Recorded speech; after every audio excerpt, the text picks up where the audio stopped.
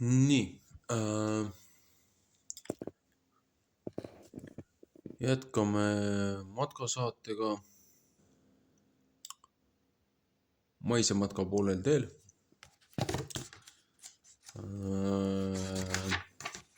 Leeriõpik täiskasvanutele.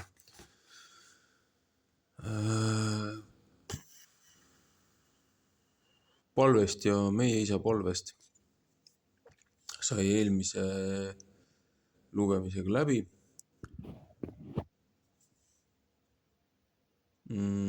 Lugemisega oli raskusi.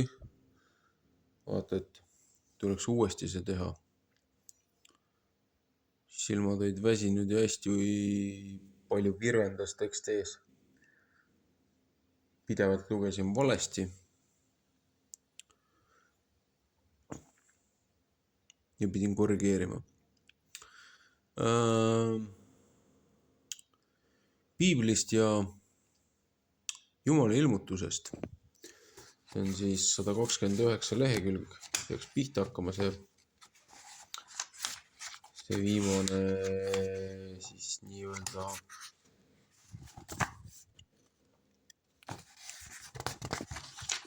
viimane tõsine teema. Enne siis lõppkokkuvõtet.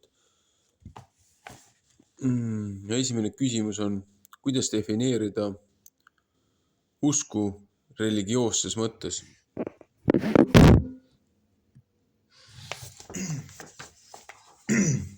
See saab lõbuks olema.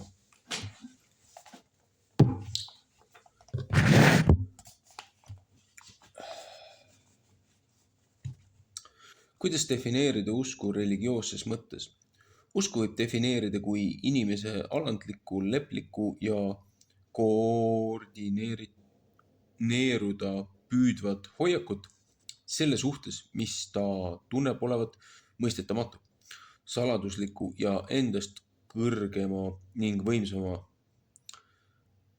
ning nii üldises ulatuses definitsioon on kehtiv igal ajal ja kõigis paigus. Usk sisaldab teatavaid emotsioone, mis igale tuttavad. Kui madalaks tunneme end tähistaeval, kui mannetuks põlismetsades või ookeani kaldal. Usk sisaldab soovi ning püüdu olla heas läbisaamises selle endast suuremaga kõik, kuidas ka teda kujutletakse ja hoida teda endale sõbralikuna, mis tahes vahenditega. Endast mõistetavalt sisaldab usk veende, et on olemas midagi inimesest võimsamat ja suuremat ning püüde mõista selle olemust ja koordineeruda. Kõigi usundite juures on need jooned põhilised, aga usundid erinevad taolise nähte kujutlemisest, kirjeldamisest, mõistmisest ning viimati vahendeilt, mida nad kasutavad koordineerumiseks. Teisisõnu, usk on üldinimlik, kui mitte veel avaram nähe. Usundid on usu varieeruvad avalduskujud. Usk on indiviidi hoiak. Usund ehk religioon on tingitud sotsiaalse struktuuri, kuigi selle omakorda võib mõjutada usk. Mida tähendab religioon? Ladina keelest pärit sõna religioon on ebakindla etümoloogiaga. Ei olda kindel, kas ta tuleb tüvest ligare, köitma, seega religio, taasühendus, legere, koguma, uurima, lugema või ligere, vastand negligere, hoolima. Ladina religioossus igatahes tähendab ühtaegu jumalikku väge mana, sisaldav esepaik ja managa arvestav tabudest hooliv inimene. Pärsia ja Araabia tendin usund, mis on ainus selline üldmõiste väljaspool Euroopat, on pärit akkadi keelest primaarselt tähendab kord kohus seega vaid seaduslikku, nagu üldiselt semiitlikus maailmas tõlgendatud usuolu. Kuidas iseloomustada usulist kogemust? Nagu muude ürgsete nähetega, nii on ka usu kui emotsiooni ja veendega. Ta on mitmesuunaline, olenedes sellest, mis kandi pealt teda vaadata. Ebamäärane, käsitamatu, kõrgem põhjustab ühtaegu nii aukartuse kui armastuse, mis käib kaasas iga võluva ja lummavaga. Lummava kohta, olgu ta siis väga ilus või väga kole, nagu vahel äikseilm, ei oska me öelda, kas me teda armastame või kardame. Teame vaid, et ta tõmbab ning tõukab ühtaegu. Selles emotsioonis on veel teisigi suundumusi. Inimene tajub samaaegselt oma tühisust, võrreldes selle suurepärase ülivõimsa imeliku.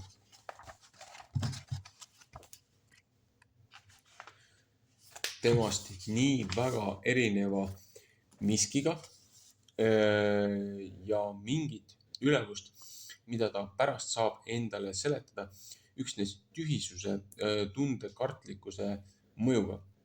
Paistab nagu hävitaks tühisuse tunne iseenda või nagu kasvaksid need kaks rööbiti, sest ülevusekski on inimene teadlik oma tähtsusetusest.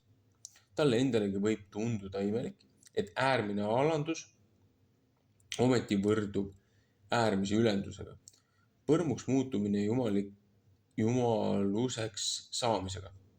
Ladina terminiga võiks seda emotsiooni nimetada extollens. Inimene on tõstetud ladina keeles extollo üles tõstma, ülendama väljapoole ennast ja on ometi kõige rohkem tema ise. Milline on mõistmise roll religioonis? Taolised vastandite paarid on ka usu kui veende sisu komponendid, sest nähe, millega tegemist on paradoksaalne ja irratsionaalne, kuid ometi sunnib inimest enda üle järele mõtlema ja teeb vajalikeks mõistmise. Mõista on vaja juba selleks, et kohaneda ja olla harmoonias selle nimetuga.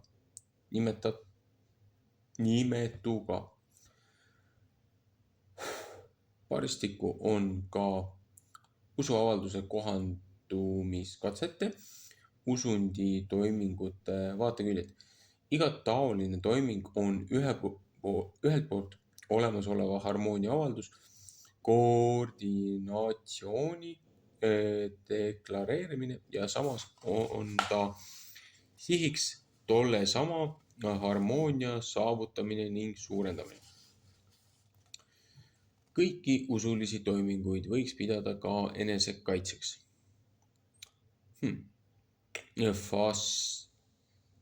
Fascineeriva est,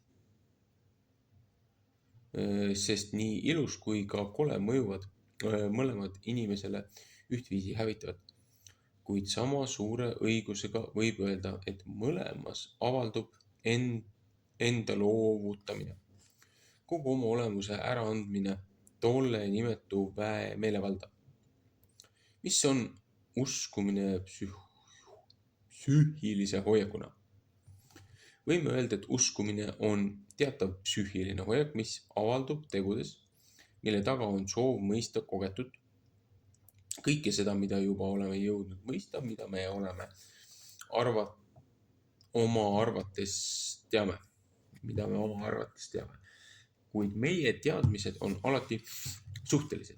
See, mida nimetame mõistmiseks, toimub kõikjal ja alati induktiivse intuitsiooni ajal, mida muistse väljaspool usundeidki nimetati ilmutusteks, ükskõik siis, keda peeti ilmutajaks.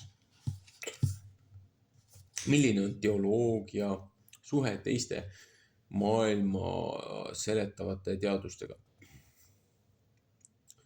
Teoloogia tuleneb ilmutusest, induktiivsest intuitsioonist. Teoloogia aine on väliselt vaadates oletus, mida ei saa ei kontrollida ega tõestada miski muu kui inimese siseelu varal. Tegelikult on samuti ka teiste maailma seletustega. Needki empiiriliselt saadud andmeist tuletatud teooriad pole kuigi suurel määral, kui üldse kontrollitavad ja tõestatavad. Nende väärtus seisneb hoopis selles, et nad aitavad edasi, võimaldades uusi tähelepanekuid ning kogemusi. Sellepärast on teoloogia nagu iga teine maailma seletav teadus tõde vaid relatiivselt. Kui meie mõistmine oleks tõde absoluutselt, siis peaksid arengut eeldavad teadlased väitma, et tulevase kõrgemale arenenud ning targama olendi mõistmine ei küüni ületama meie oma. Millal muutub mis tahes süsteem kasutuks? Iga usundi kohta kehtib sama, mis iga filosoofilise ja teadusliku süsteemi kohta. Nad hakkavad lagunema ning taanduma niipea, kui nende teened omandatud mõistete kogumiku korraldamisel vähenevad ja nad enam ei moodusta kõlvulist raami meie uuringute jaoks ega mõjusat meetodit uueks avastuseks. Neist võivad säilida siis vaid üksikud osad, millest mõned saavad inimvaimu definitiivseks omandiks ja on veel siis määratu väärtusega, kui kogu süsteem juba on iganenud. Õieti iga usklik inimene on nii alandlik, et ta teab, ükski tema kogemus jumalusest või reaalsusest pole absoluutne.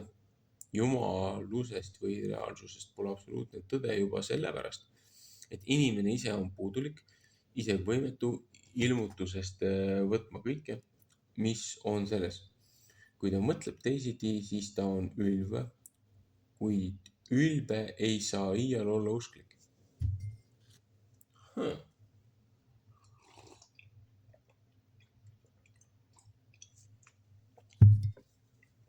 Milline on usundi ja eetika suhe? Oma enese relatiivsusest teadliku maailma seletava teaduse ja teoloogia vahel pole väliselt suurt vahet. Ainult ehk see, et usundiga on tavaliselt liidetud temast sõltuvad hoiakureeglid. Teatav eetika on näiteks 10 käsku. Seda põhjustab aga asjaolu, et usundid on vanemad teadustest, igast maailmas seletavast teadusest tuleneb varem-hiljem teatav eetika. Näiteks bioloogidel juba tekib keskkonnakaitseline. Millised on teoloogia piirid? Lõpuks kattuvad maailma seletavad teadused ja teoloogia ka selles, et nad seni, kui me näeme animismi nagu peeglist, 1. Korintuse 13:12, kasutavad müüte mõistmise väljenduseks. Kui teadus jääb kinni teatava müüdi külge ega uuendab pidevalt oma mütoloogiat, muutub ta sama iganenuks nagu dogmaatika, mis ei loobu kord sobivaks peetud võrdumeist. Teadlane, kes püüab täpselt kirjeldada flogistoni või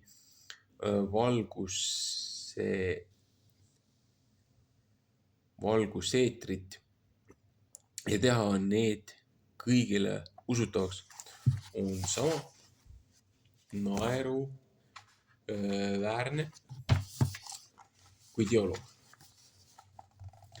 kes inglise hierarhiast teab kõik ja sobivate müütide ning müütiliste olendite tõestuseks kahtlevad teadlased sama vähe kui usklikud, sest kindlasti ükskord tulevikus on mõisted nagu mateeria ja vaim, liikumine, energia, gravitatsioon ja elekter samuti saanud kolikambri kaaslasteks kolikambri kaaslasteks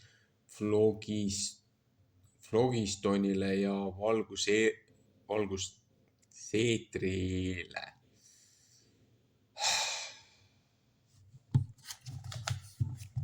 Nagu mõistlikumaid sõnu ei oska leida.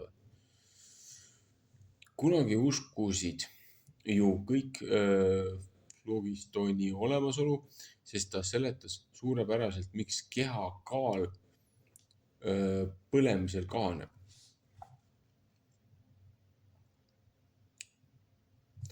Kuidas usund on tekkinud? Kuidas on tekkinud usund? Ilmselt alguses inimene üldse reageeris alati tervikuna, mitte nõnda nagu praegu, et ühe osa hoiak erineb teise omast.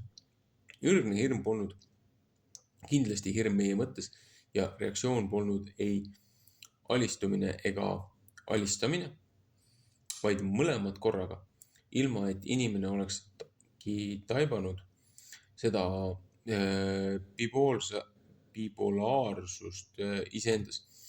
Arvata tohib, et mõlemad hirm ja selguse nõue tulenevad primaarsest võõristusest ja hämmastustundest, mis valdab inimest, kui ta hakkab suutma end eraldada mitte endast. Intensiivsemal kujul see tunne on hirm. Tavaliselt on tal aga sama kvaliteet, mis laste õuduse tundel tondi juttude kuulamisel. On midagi paeluvat ja tõrjuvat maailmas, midagi salapärast, mis ei jäta rahule inimese sisemust. Ja kui inimlapse esimesed küsimused on alati kausaalsed laadi, miks? Ja taoliste küsimuste arv võrreldes teistsugustega määrab inimese vaimse arengu astme. Alles vaimu selginemine ning kasvamine tingib kvaliteedi ja muud küsimused. Kas ainult kristlane võib saada õndsaks? Me ei pea väitma, et kristlus on ainumõeldav religioon ega hoopiski mitte seda, et ainus võimalus saada õndsaks on luterlik kirik. Kristlane ei pea uskuma, et teised usundid on läbinisti valed. Ateist peab uskuma, et religioonide põhiküsimus ise on üks koletu eksitus. Kristlasel aga on vabadus uskuda, et kõigis usundites, ka kõigis kummalisemates on vähemalt terake tõtt. Katoliku kiriku ametlik seisukoht on avaldatud Teise Vatikani konsiili 1962–1965 dogmaatilises konstitutsioonis Lumen Gentium rahvaste valgus. Ärge hakake mulle palun nendest Vatikani idiootsustest rääkima.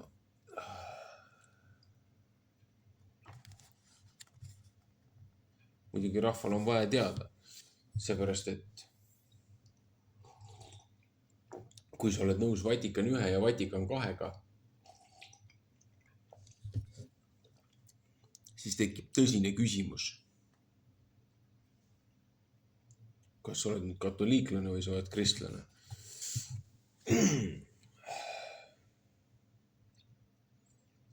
Nii, jätkame. On avaldatud Teise Vatikani konsiili 1962–1965 dogmaatilises konstitutsioonis Lumen Gentium rahvaste valgus. 16. paragrahv ja see, kes enda poolse süüta ei tunne Kristuse evangeeliumi ja tema kirikut, aga ometi otsib Jumalat ja püüab armu mõjul täita oma tegudega tema tahet, mida ta tunnetab oma südametunnistuse häälega, see võib pärida igavese õndsuse.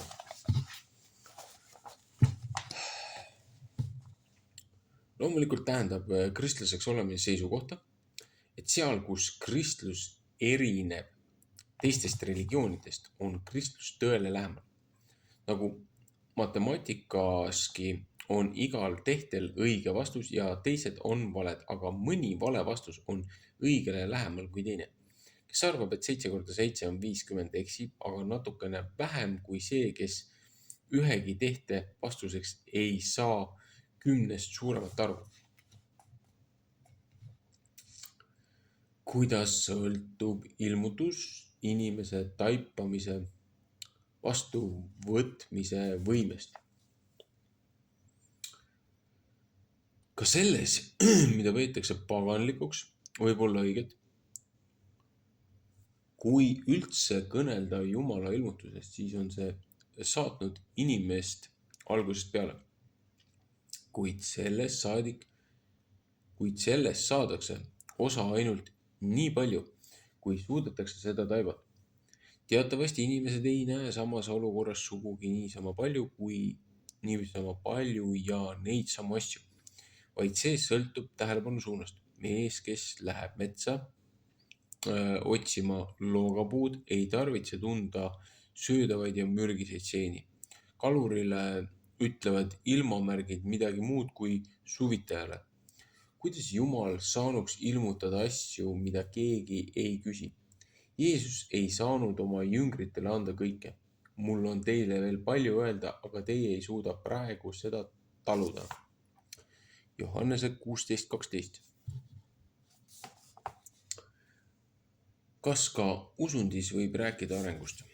Kõik Euroopa kristliku kultuuri osalised, olgu nad usklikud või uskmatud, teadlased või lihtsurelikud arengu eitajad või jaatajad, kõik nad usuvad tegelikult arengu printsiipi. Seejuures pole oluline, kas arengut kujutletakse evolutsioonilisena, revolutsioonilisena või potentsiaalsena. Ta oli antud juba sellega, et Kristus tunnistas Vana Testamendi usundit endale eelneva faasina, mis oli pimedam küll, kuid ometi sama usund.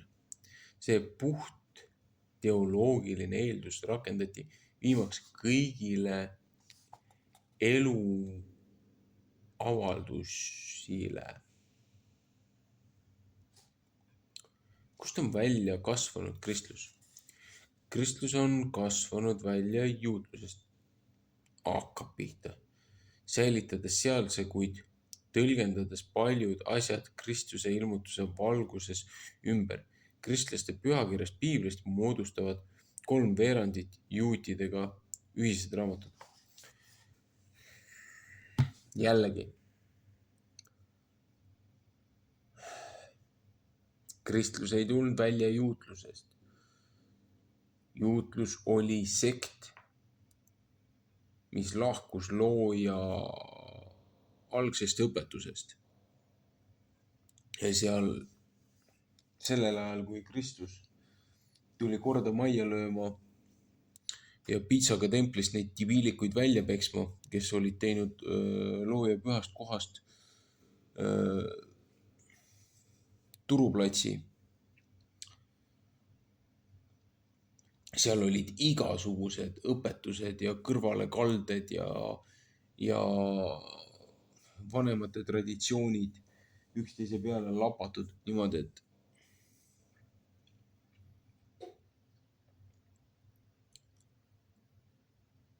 ennem kui te selliseid termineid välja peksate, palun tehke natukene tõsisemat taustatööd. Palus on kuulata sihukest asja.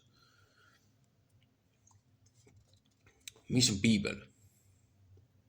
Kreeka keeles ta Biblia on raamatud, õigupoolest raamatukesed, jällegi nõrga B-ga.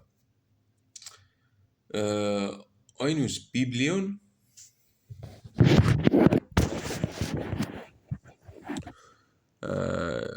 mis on piibel. Kreeka keeles ta biblia on raamatud, õigupoolest raamatukesed. Ainsus biblion on diminutiiv sõnast biblios, millega algul tähistati papüürust ja hiljem ka papüürusest valmistatud raamatuid. Sõna on tuletatud Foiniikia linna Büblose nimest, mis kunagi oli peamine papüüruse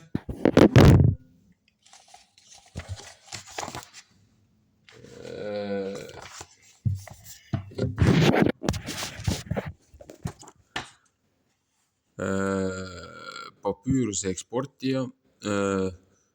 Soomlased nimetavad piiblit raamatu, mis on samuti laenatud kreekakeelsest sõnast, kreeka keeles gramma täht, kirjutus, raamat. Grammatika, täheraamat siis. Okei. Milline oli Jeesuse ja apostlite aegne pühakiri? Kui evangelistid ja apostlid viitasid kirjale kreeka keeles hegrafe, Johannese 7:42, 10:35, roomlaste 4:3 ja muud, või kirjedele kreeka keeles hai grabhai, Markuse 14:49 või pühade kirjedele Matteuse 21:42, roomlaste 1:2, teised Timoteuse 3:15. Mõtlevad need kirjutiste kogumid, mida tollal nimetati Moosese seaduse ja prohvetite raamatud ja laulud. Luuka 24:44. Tavaliselt lühemalt seadus ja prohvetid. Matteuse 5:17, 7:12, 11:13, 22:40 ja muud. Või lihtsalt seadus. Matteuse 5:18, 12:5, 22:36, 23:23, Johannese 7:49, 12:34 ja muud. Ka siis, kui oli osutatud prohveteid, näiteks 1. Korintuse 14:21. Kuidas jaguneb juutide pühakiri? Oma pühakirja nimetasid juudid ise heebrea keeli Toora, Nebim, Veketüübim, seadusprohvetid ja kirjad. Need raamatud on kirjutatud heebrea keeles. Pärast Paabeli vangipõlvest naasmist sai 5. sajandil enne Kristus Palestiinas kõnekeeleks aramea keel, mis on samuti üks semikeeli. Juutide kaanonis on tähtsaim osa Moosese seadus, heebrea keeles Toora, seadusõpetus, sest 5 Moosese raamatut, nõndanimetatud Pentateuch, mille kohta hilisjuutluses väideti, et Jumal lõi selle 5 asja hulgas enne muu maailma loomist. Teine osa on prohvetite raamatud, mis jagunevad varasteks prohvetiteks. Joosua kohtumõistjad, 1., 2. Samuel, 1., 2. kuningas ja hilisteks prohvetiteks. Jesaja, Jeremaia, Hosea, HS. Ikka Hosea. Või oli see Hesiikel? HO oli Hosea, Hesiikel oli vist HS. Ja 12 väikest prohveti raamatut. 3. osa on kirjad, Ruti raamat, psalmid, Hiobi raamat või? HI. Või on see Hesiikel? ÕS, õpetussõnad, KG, ÜL, NL, TN, Estrid, ESR, see on Ezra siis, Nehemia, 1., 2. ajaraamat. See jaotus on loogilisem kui meie piiblitõlgetes tarvitatud. Mitu raamatut on Heebrea piiblis? Meie Vana Testament koosneb 39 raamatust, juutide endi arvestust mööda 24 raamatust, nemad loevad 12 prohvetit üheks kirjarulliks, samuti ei lahuta nad Saamuli kuninga ja ajaraamatut kaheks ning loevad Esra ja Nemaja üheks. Aga siin on ka tegelikult veel probleeme, millest ei taha meie kirikud rääkida. Seepärast, et Baruki raamatut ei taha protestantlik kirik arvestada või aktsepteerida. Seepärast see räägib nii mõningatestki lollustest, mida protestantlik kirik ja selle varasemad õpetajad ja isad. Jah, ühesõnaga.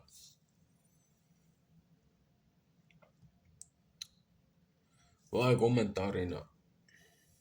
Kõik need raamatud, need 14 raamatut pluss Enohi raamat, mis võeti kaanonist välja, kust üldse tuleb kaanon või piibel. Jah, olid raamatud, olid kirjad, oli nõukogu, oli koosolek, kus pandi kokku, mis lähevad siis nii-öelda piiblisse, mis mitte. Aga algselt oli 81 raamatut, mida aktsepteerisid siis need vanemad. Ja siis vastavalt korruptsioonile, vastavalt kuidas keegi vahele jäi, kuidas nad olid üritanud loojaõpetust väänata ja võimu enda kätte haarata, siis hakati prohveteid ja nii-öelda jutumärkides apokrüübasi ja muid raamatuid piiblist välja arvestama. Seepärast, et üritati ära pühkida see osa ajaloost, kus ebaseaduslikult võeti võim üle. Aga looja on nad kõik alles hoidnud, need raamatud. Isegi surnu merest leiti teise maailmasõja lõpus. Karjuse poiss viskas kivi koobastesse, kuulis kilakat ja savipottidest tulid välja nii osalised kui terved tekstid, originaaltekstid, mis olid piiblis sees, kaasa arvatud Enohi raamat. Aga Enohi raamat algab ju mõnitsusega, et see ei ole mõeldud sellele rahvale, vaid kaugele tulevasele rahvale, sellele seltskonnale, sellele generatsioonile, keda ootab tribulatsioon ees. Ühest küljest võiks öelda, et looja ei lasknud Enohi raamatut piiblisse sisse panna, seepärast see raamat ei olnud neile mõeldud. Aga teiselt Etioopias on see siiamaani sees. Nii et ikkagi korrumpeerunud võimu taga on väga palju seda probleemi, miks väga paljud raamatud on piiblist välja arvatud. Ja miks on just Baruki raamatud piiblist välja arvestatud protestantlikul kirikul. Selle eest peavad need mehed ise looja ees kunagi vastust andma. Nii, jätkame. Miks piibli osi nimetatakse testamendiks? Piibel koosneb vanast ja uuest testamendist. Sõna testament ladina keeles testamentum, mis tavakeeles tähendab päranduskorraldust. Vaata Galantiasse 3:15 jott. Heebrealaste 9:16. Pandi Heebrea pärit ja Kreeka diatheke leping vastseks. Vanast ja uuest lepingust on juttu näiteks 2. Korintiuse 3:6-14, Heebrea 8:7. Sõnaühendid Vana testament tähistamaks juutide pühakirja ja Uus testament kristlikke kirjutisi kogu kohta kasutasid esimestena Tullianus ja Origenes circa 185–254. Teoloogiliselt ja sisuliselt oleks see Peritiatheke kõige lähem vaste eesti keeles kord selle sõna juriidilises mõttes. Niisiis võiksid pealkirjad olla ka vana kord ja uus kord.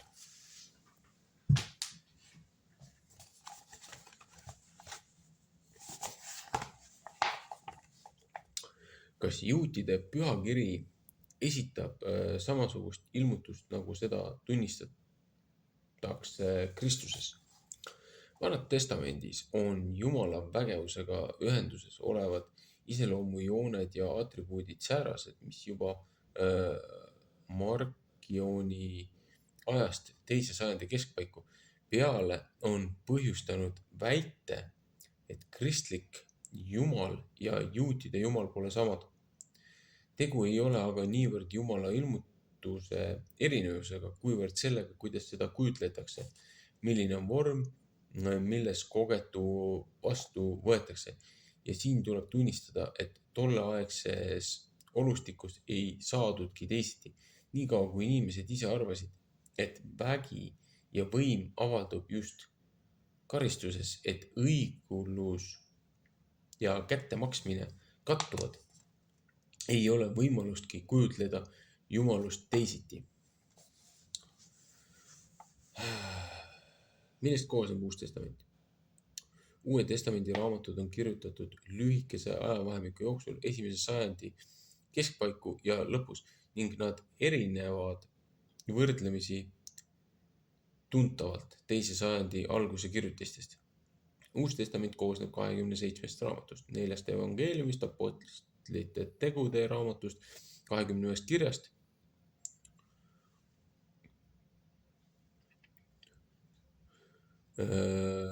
ja 1 prohveti raamatust, kreeka keeles apokalüpsis, ladina keeles revelatio, ilmutamise avaldamine. Mida tähendab epistel? Kreeka keeles epistole, kiri. Siit muide on tulnud eesti kõnekäändu epistlit lugema. Kirikus kasutati tihtipeale neid kohti kirjadest, mis sisaldasid manitsusi. 3 esimest evangeeliumi on üsna sarnased nii kompositsioonilt kui esitatavalt materjalist. Neid võib hõlpsasti paigutada kõrvuti 3 veergu ja seetõttu nimetatakse neid teaduslikuks kirjanduses sünoptiliseks evangeeliumiteks. Mida tähendab sünoptiline? Kreeka keeles sünopsis kõrvutamine, ülevaade, see on sama sõna, mida kasutatakse ilmakaartide kõrvutamise kohta. Sünoptilised evangeeliumid kirjeldavad Jeesuse elu ja sõnu kogu rahvale näha ja kuulda olnud küljelt ning nende sõnum on läbinud suulise tradeerimise faasi. Tollal oli inimeste mälu paremini treenitud kui meie oma ning suudeti pikki kõnesid memoreerida väga täpselt. Üheski evangeeliumis ei nimetata, kes ta on kirjutanud, nende lõppu on kirjaliku pärimuse põhjal märkused, näiteks Evangelion kata Marku, see tähendab evangeelium Markuse järgi. 4. evangeelium, mille pärimus omistab Johannesele, esitab rohkem jüngrite kitsas ringis jagatud õpetust. Johannese 3:17.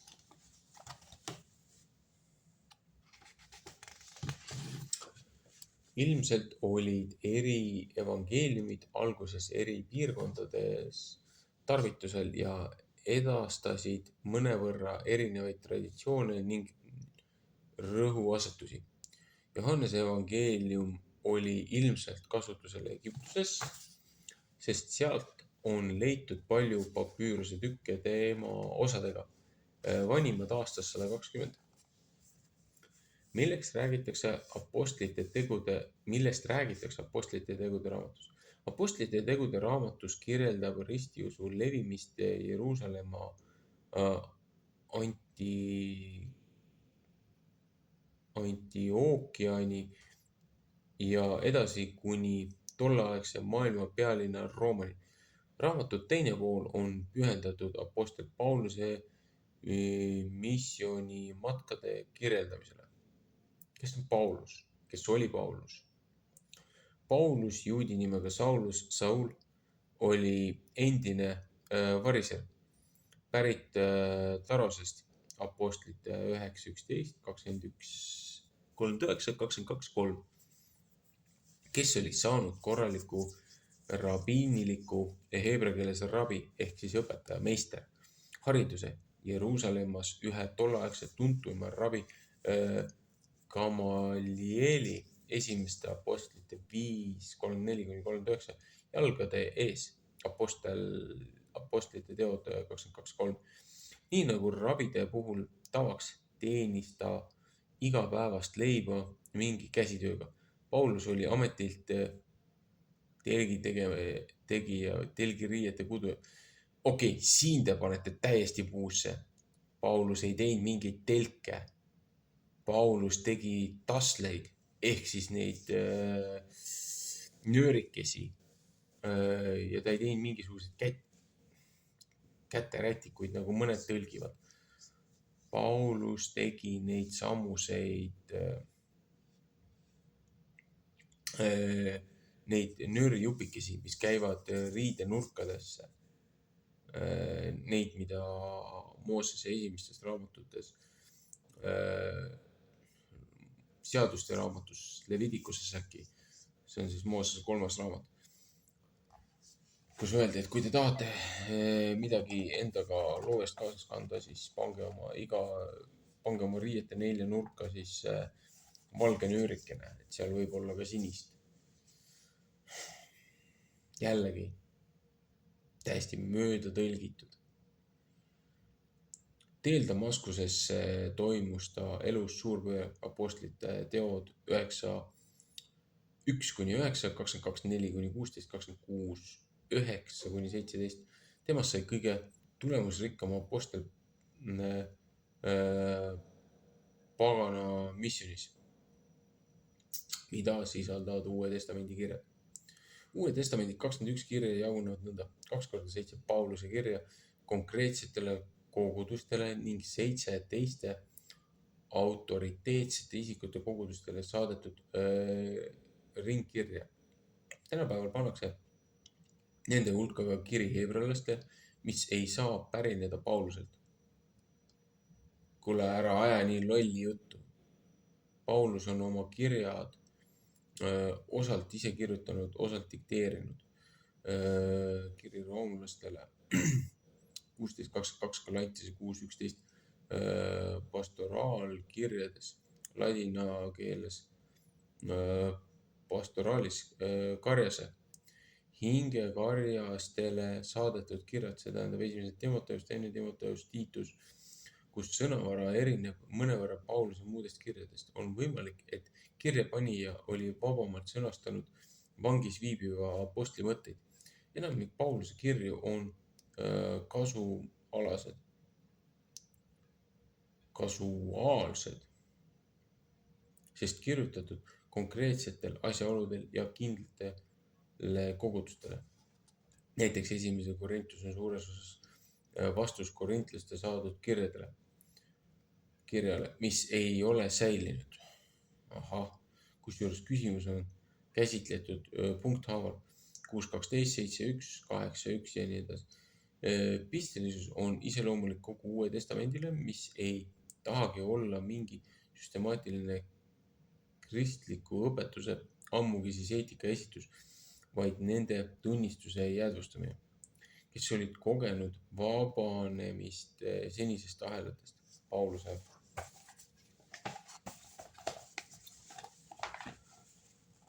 kirjad ei ole aga erakirjad tänapäevases mõttes, seda pole isegi kiri Filemonile. vaid on kirjutatud ette lugemiseks tervele kogudusele. Kreeka keeles anaginosko on nii lugema kui ka ette lugema. Ülejäänud kirju nimetatakse katoolseteks, kreeka keeles katholikos, üleüldine, üldkehtiv, võrdluseks usutunnistuse sõnastuses. Neid ei adresseeritud üksikkogudustele, vaid kogu kristlaskonnale. Kuigi see on tinglik jaotus, 2. Johannese ja 3. Johannese on siiski algul saadetud mingile konkreetsele kogudusele. Formaalselt võiks ringkirjade hulka paigutada ka Uue Testamendi viimase raamatu nägija Johannese visioonid, mis on kirjutatud esimeste kristlaste tagakiusamiste aegu 1. sajandil lõpul. Väike-Aasia koguduste Efoses, Smyrna, Pergamoni, Thyatira, Sardise, Philadelphia ja Laodicea koguduste jutlustamiseks, et nad näeksid kaugemale kui hetkel valitsev kurjuse vägede võit. Nii, siin ma pean väikse pausi ja kommentaari juurde vahele panema. Siin on jällegi puudulik informatsioon. Kas see inimene ei tea või ta on selle mingil muul põhjusel välja jätnud. Kiri heebrealastele on samamoodi Paulilt kirjutatud, seepärast, et Paul oli nii-öelda meie aja mõistes, meie võrdluses tippude tipp, eliitide eliit, juristide jurist. Ta ei olnud mingi kolmeline poiss, ta oli klass A 10+. Ja need teised kirjad, need teised kogudused, 7 kirikut, siis nendele, kes algselt ei ole heebrealased, need, mis ta siin üles luges, 7 lõpuajastu kirikut. Aga need teised 7, mis ta üles luges, on tegelikult kiri heebrealastele ja need kiri roomlastele ja galantilastele ja efesustele. Need on tegelikult need teised kogudused.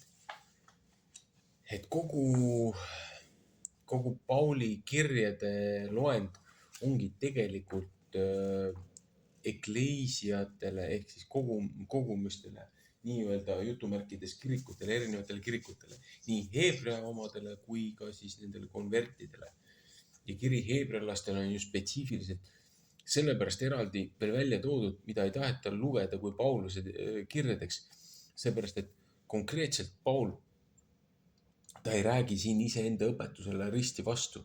Lihtsalt inimesed, kes ei ole läbi töötanud Vana Testamenti, kes ei ole läbi töötanud Moosese esimest 5 raamatut, kes ei ole prohveteid ja neid muid asju lugenud kontekstiliselt, ei saagi aru saada, mis Uues Testamendis toimub, millele Paul viitab. Seepärast Paul tundis seadust läbi ja lõhki. Ta suutis seda lugeda edaspidi, tagurpidi une pealt. Nii palju kui see informatsioon, mis meile on teadlik.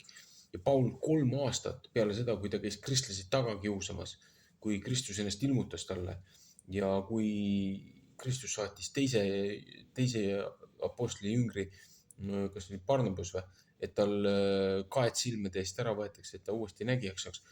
Paul veetis 3 aastat Araabias, seal samuses mäes, seal samases, kus Mooses sai loojalt, sai 10 käsku ja looja õpetuse. Paul kirjutas peale seda praktiliselt terve Uue Testamendi. Ja siis mingisugused Hiina professorid tulevad väitma, et Paul kaaberdas kristluse, et teha sellest Rooma impeeriumi võimu mingi taktika. See on umbes samamoodi nagu ükskõik kes võiks öelda, et Sun Tzu oli kuradi Hiina kuradi spioon ja põhimõtteliselt rahva manipulaator on ju. Et need on nii kohatud võrdlused, mis tuuakse siin sisse ja isegi üks teistest apostlitest ütleb, et mitte õppinud inimeste jaoks Pauli kirjad on rasked ja võivad tunduda vastuolus iseendaga või vastuolus piibliga, aga tegelikult ei ole. Seepärast, et see ütleb ka, et see jünger ütleb ka, et mitteõpitud ja rumalad inimesed väänavad Pauli sõnu iseenda hukatuseks.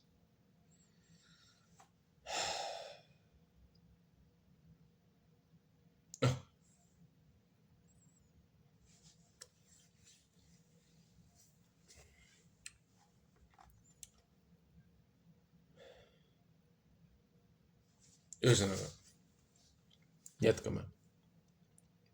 Kellele Uus Testament on kirjutatud? Uus Testament ei ole missioniraamat, sest ta ei ole kirjutatud väljaseisjate värbamiseks, oma seisukohtade kaitsmiseks nende ees ja nii edasi. Nagu näiteks 2. sajandi apologeetide, kreeka keeles apologeomai, ennast kaitsma, õigustama.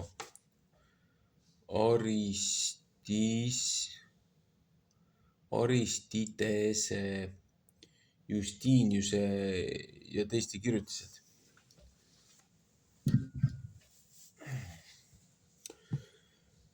Uus Testament on kristlike kogudustele ja nende liikmetele usus kasvamiseks tarviline sõnum. See tingib ka meie aja inimesel, kes esmasest korda piiblit kätte võtab.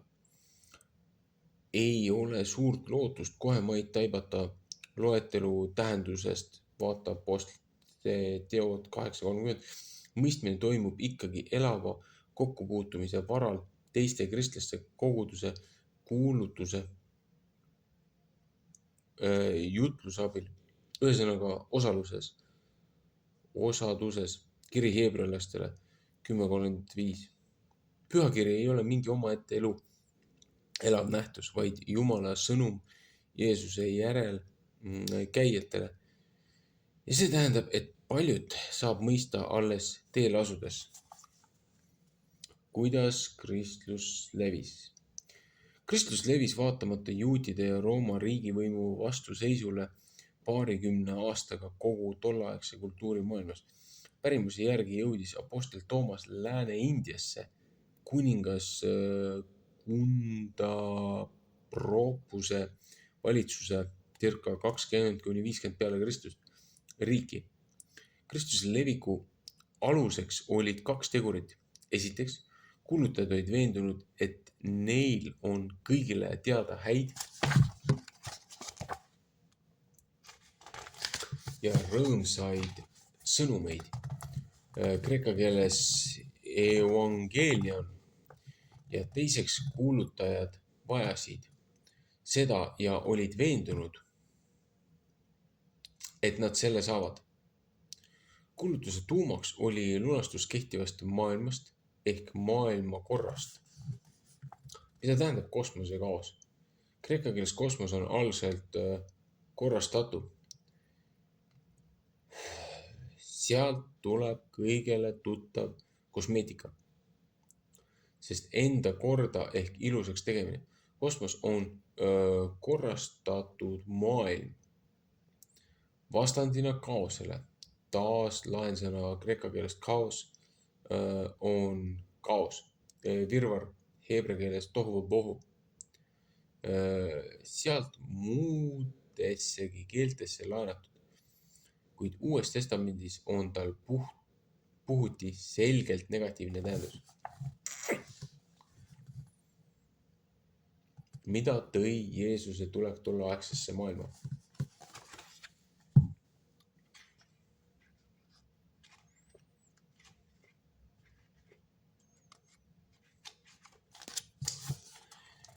Jeesuse tulek tähendas kohtumõistmist senise maailmakorra üle. Johannese 12.31. Sellepärast öeldakse, ärge armastage praegust maailmakorda ega seda, mis on maailmakorras. See maailm möödub ja tema himugi, aga kes teeb Jumala tahtmist, püsib igavesti. 1. Johannese 2:15-17.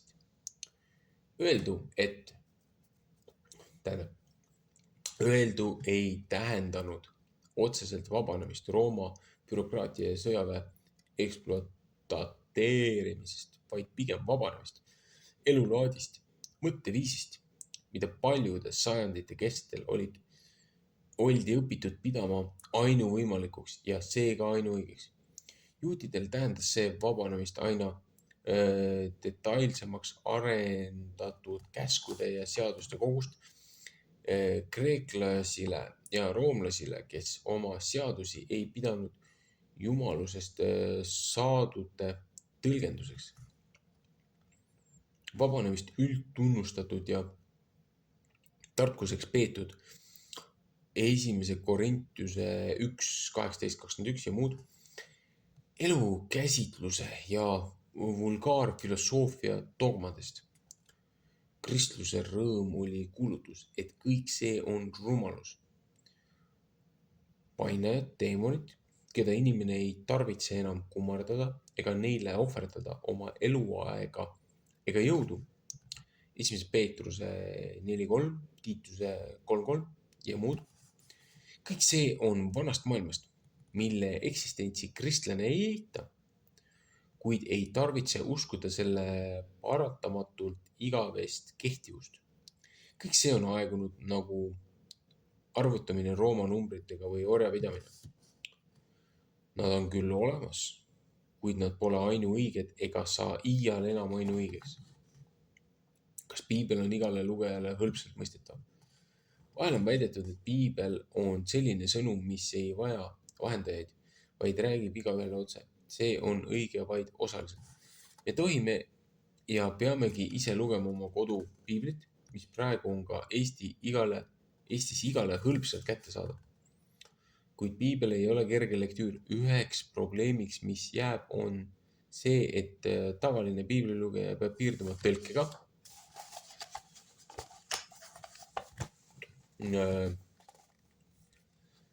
respekteeritud tõlgetega. Need saavad aga alati vaid osaliselt vahendada algkeelset mõeldut ja öeldut. Mida tähendab püha heebrea keeles? Näiteks meie tarvitame sõna püha, siis seostub see millegi sakraalsega ja vaimselt täiuslikuga.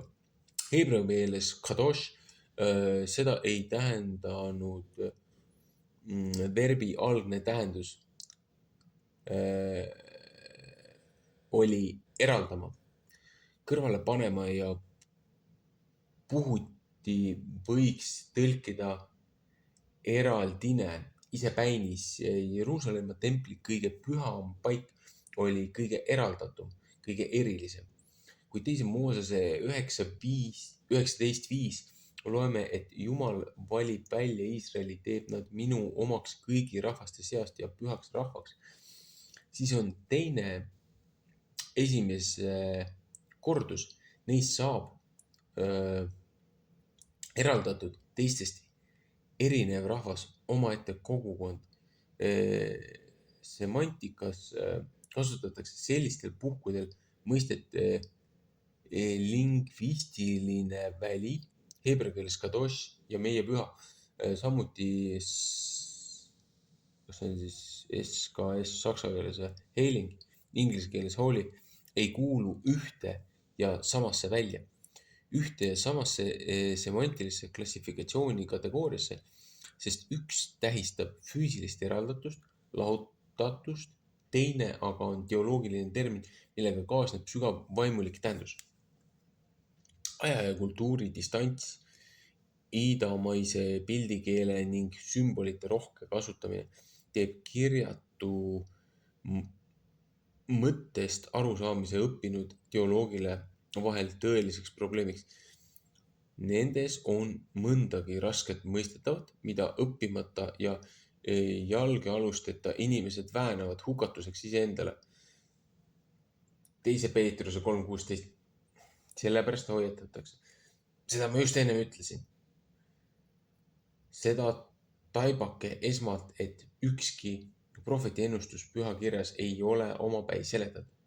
2. Peetruse 1.20, kes võtab nõuks piibli algusest lõpuni järjepanu läbi lugeda, jääb 3. Moosese raamatul Levidikus üksikasjaliste kultust puudutavate eeskirjade või siis 4. Moosese raamatu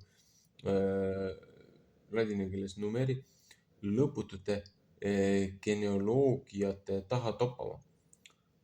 Paulusel on õigus, tänapäevani ju jääb Vana Testamendi lugemine peale seesama kate, seda ei kergitata, sest ta eemaldatakse alles Kristuses.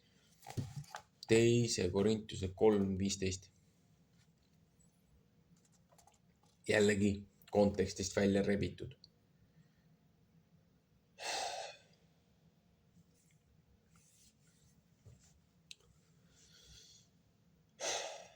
Mis on piibli sõnumi kese? Luther ütleb, mis võiks veel ülemamat olla pühakirjas pärast seda, kui pitser on katki murtud ilmutuse 6.1 ja kivi haua ukse eest ära veeretatud, too kõige kõrgem saladus kuulutatud, et Kristus Jumala poeg on saanud inimeseks ja et Jumal on 3 ja ometi 1, et Kristus on meie eest kannatanud ja valitseb igavesti. Kas see ei ole siis kogu maailmas teada ja kuulutatud? Jäta Kristus pühakirjast välja ja mida sa sealt leiad veel? Luteri jaoks on piibli mõistmise kriteerium tunnistus Kristusest, nii et ta võib koguni väita. Õige apostli ülesanne on, et ta jutustab Kristuse kannatamisest ja ülestõusmisest ja tööst ning paneb aluse sellele usule, nagu Kristus ise ütleb. Ja teiegi tunnistate Johannese 15.27. Ja selles on kõik korralikud pühad raamatud omavahel kooskõlas, et nad kõik jutustavad Kristust ja panevad liikuma tema poole.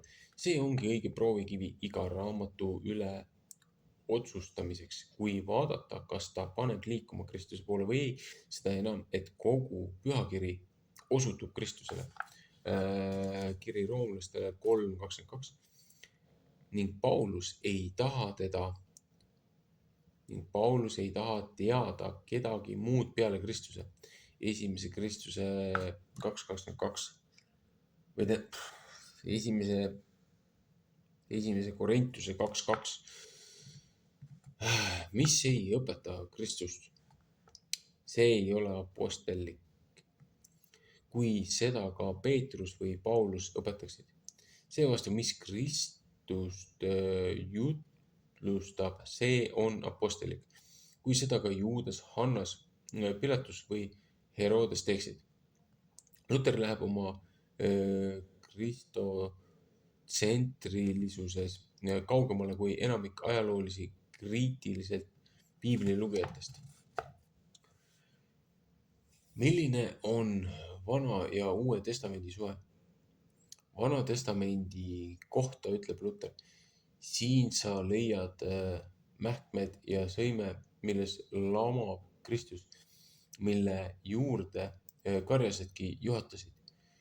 Lihtsad ja toimsed on need mähkmed, aga kallis on aare. Kristus, kes nendel lamab, ta hoiab konteksti ignoreerimise eest. Ei piisa sellest, et vaadatakse, kas see on Jumala sõna, kas Jumal on rääkinud, vaid pigem tuleb saada selgust, kelle vastu see on räägitud. Kas see käib sinu või teiste kohta? Need asjad lähevad lahku nagu suvi ja talv. Jumal on rääkinud Taaveti vastu palju asju, on käskinud tal teha seda ja teist, aga see ei lähe mulle korda. Ei ole see ka minu vastu räägitud. Ta saab küll ka minu vastu rääkida, kui ta seda tahab. Sa pead panema tähele sõna, mis käib sinu kohta ja mitte seda, mis käib teise kohta. Jällegi, see on nii lapsik argument.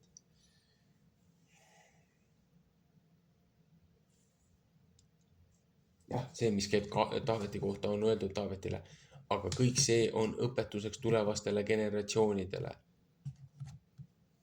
Kui Taavetile öeldakse, et ära jookse peaga vastu seina, see teeb haiget. Kas see tähendab siis, et sina peaksid seda eirama.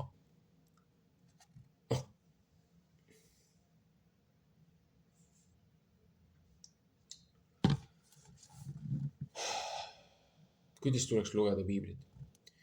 Piiblis endas on selgelt vastandanud vana ja Kristuses ilmutatud uus. Me oleme lahti saanud seaduse alt, millega meid kammitseti, nii et me teenime Jumalat uuel teel, vaimu all, mitte vanal teel, kirjatähe all, roomlaste 7.6. Meil ei ole vaja uskuda piibli sisse, vaid me usume tema sisse, kes on kirjutanud sõna taga. Luter rõhutab ikka ja jälle erinevust Moosese ja Kristuse käsu ja evangeeliumi vahel. Et sa ei teeks Kristusest Moosest, nagu tema ei teeks enamat, kui et ta annab õpetust ja eeskuju, nagu teisedki pühad teevad. Otse kui evangeelium oleks õppe või seadusraamat. Seepärast pead sa Kristust, tema sõna, tegu ja kannatust kahesugusel kombel käsitlema. Ühel puhul nagu eeskuju, mis on seatud sulle silme ette, kellele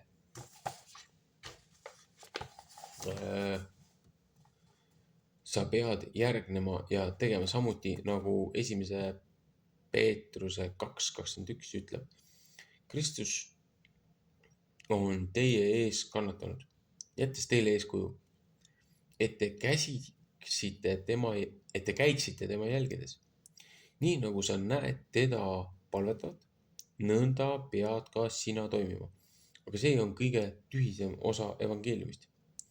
Selle läbi ei saa teda veel evangeeliumiks nimetada. Sellega ei ole sul Kristusest rohkem kasu kui mõnest pühakirjast, kui mõnest pühakust. Tema elu jääb talle enesele ega aita sind milleski ja lühidalt. See viis ei tee ühtegi kristlast, see teeb ainult silmakirjatsejaid. Evangeeliumi peaosa ja põhi on, et veel enne, kui sina said enne seda, kui sina said hakata pidama Kristust eeskujuks, võtsid sa tema vastu ning taipasid teda kui andi ja kinki, kelle Jumal sulle on andnud ja ta on sinu oma. Nii et sina, kui sa tema peale vaatad või kuuled, et ta midagi teeb või kannatab, ei kahtle, et tema ise Kristus on sellise teo kannatusega sinu oma, mille peale sa võid täie julgusega toetuda. Otse kui sina ise oleksid seda teinud. Jah, otse kui oleks sina ise seesama Kristus. Vaata, see tähendab, et evangeeliumi õigesti taibata. See on Jumala ülevoolav headus, mida ükski prohvet, ükski ingel ei ole kunagi suutnud täieliselt kujutada, ei ükski meel piisavalt imetleda ega taibata. Piibli õigeks mõistmiseks on vaja juhtnööri. Kaanonid kaanonis. Mis on kaanon? Sõna kaanon pärineb semikeelest, heebra keelest kaan, tähendab pilliroog. Laensõna kreeka keelest kanon, vaata 2. Korintuse 10.13, Galantialaste 6.16. Mõõduritva ülekantuna, juhtnööri, mõõdupuud, juhist ja normi. Hiljem sai ta eriterminiks nii pühade kirjade kogu kui ka usu normi kohta. Kõik piibliosad on ühesuguse tähtsusega. Luter ütleb väga selgelt, selle kõige põhjal võid sa nüüd õigesti kõigi piibliraamatute üle otsustada ning eristada, millised on parimad. Sest Johannese evangeelium ja Pauluse kirjad, iseäranis ta kiri roomlastele ja Peetruse esimene kiri on just õige tuum ja üdi kõige piibliraamatute seas, millised ka täie õigusega peaksid olema esimesed. Sellepärast ta ütleb mõndagi kriitilist nii Jakobuse kirja õlgse usu mõiste kohta kui ka selle ilmutusraamatu puhul. Ma lasen igaühel valitseda tema meelel, ei taha kedagi siduda oma arvamuse ega otsusega. Ma ütlen, mida ma tunnen, minu jaoks puudub sellel raamatul mitu asja. Nii et ma ei pea teda ei apostlikuks ega prohvetlikuks. Esmalt ja kõige enam see, et apostlid ei käi ringi nägemustega, vaid ennustavad selgete ja kainete sõnadega. Okei.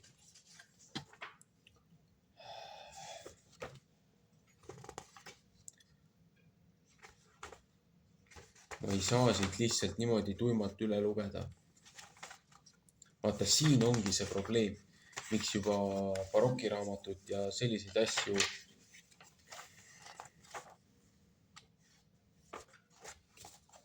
protestantlik kirik ei aktsepteeri.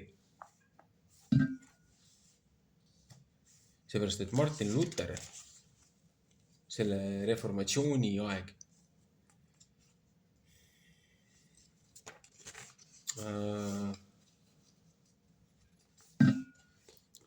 ta ei suutnud aru saada osadest nendest ilmutustest,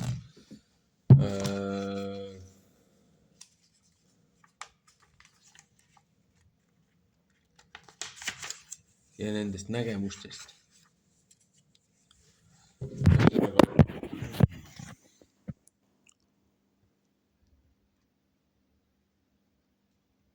Kuidas me saame näha ilmutust kui protsessi?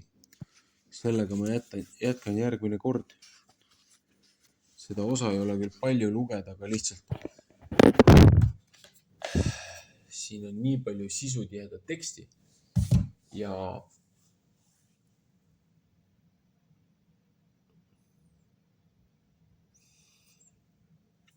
osad inimesed on nii tugevalt kinni oma hirmudes, mingites tavades.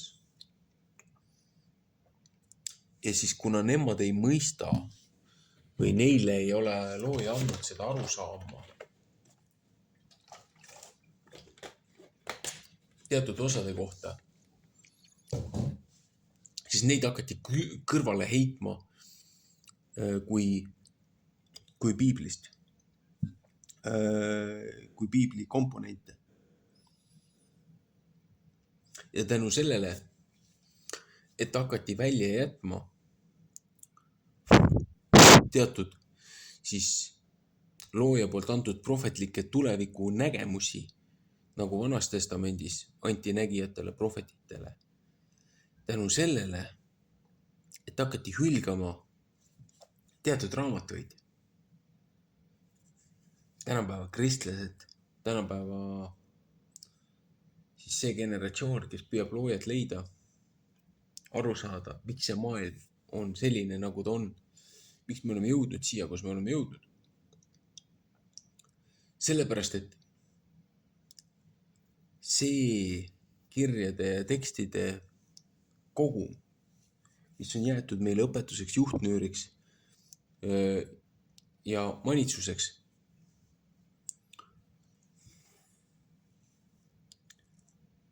siit on hakatud võtma sektsioone välja. Ja kui sul on terved suured lüngad sees,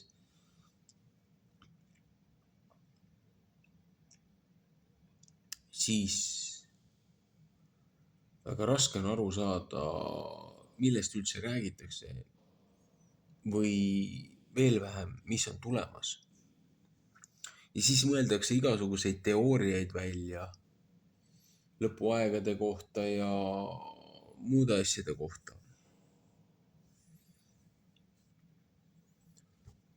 Aga tegelikult kõik see informatsioon, mis meile vajalik on juba olemas.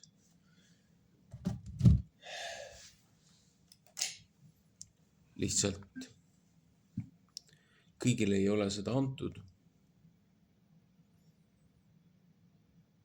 Kõik ei taha kuulda.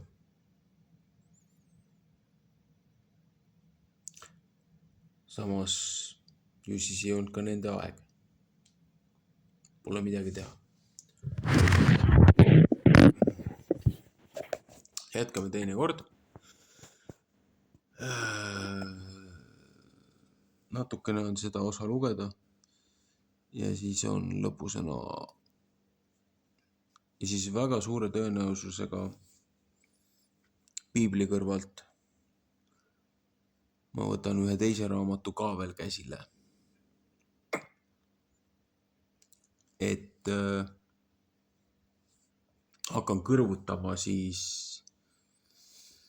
ehk siis sellel kanalil, mitte piibli lugemiskanalil, vaid sellel kanalil võrdluseks ka siis teisi nii-öelda raamatuid,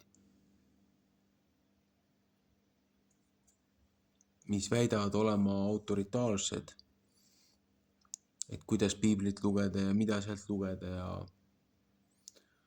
aga jõuame ikkagi sinna, et sinu juht või sinu õpetaja ei ole mingisugune teine inimene või mingisugune kellegi poolt koostatud mingisugune käsiraamat. Mina ei ole sinu õpetaja. Mina olen lihtsalt valjuhäälne õpilane, kes karjub selle ebaõigluse üle, millega meid üritatakse loojast eemal hoida. Sinu õpetajaks on püha vaim ehk siis looja essents, mille tänu Kristuse lunastusele on nüüd kantud nendele, kes ei ole ainult see Kodesh või Chodes või see looja poolt välja valitud, nii-öelda see rahvas, vaid ka kogu ülejäänud rahvale. Ühesõnaga järjekordselt pikk päev, mõtted jooksevad laiali, keskendumisvõimega hakkab juba probleeme tulema. Seepärast siin on seda konteksti, seda mahtu, seda kõike on nii palju. Ja kui on vaja teha lisakommentaare ja täpsustusi möödalaskmistele nii tähtsale raamatule,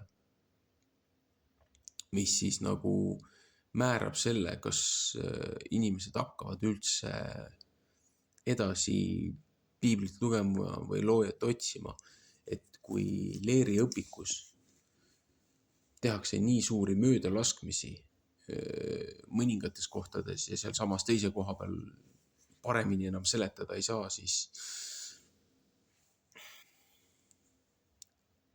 need asjad on vaja välja tuua, et kuni viimne hing saaks päästetud.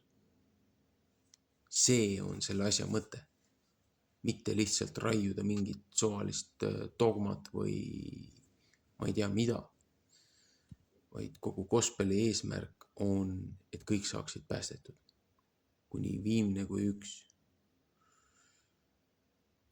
Et ära saada meid kiusatusse, hukatusse, vaid päästa meid kurjast. Olgu.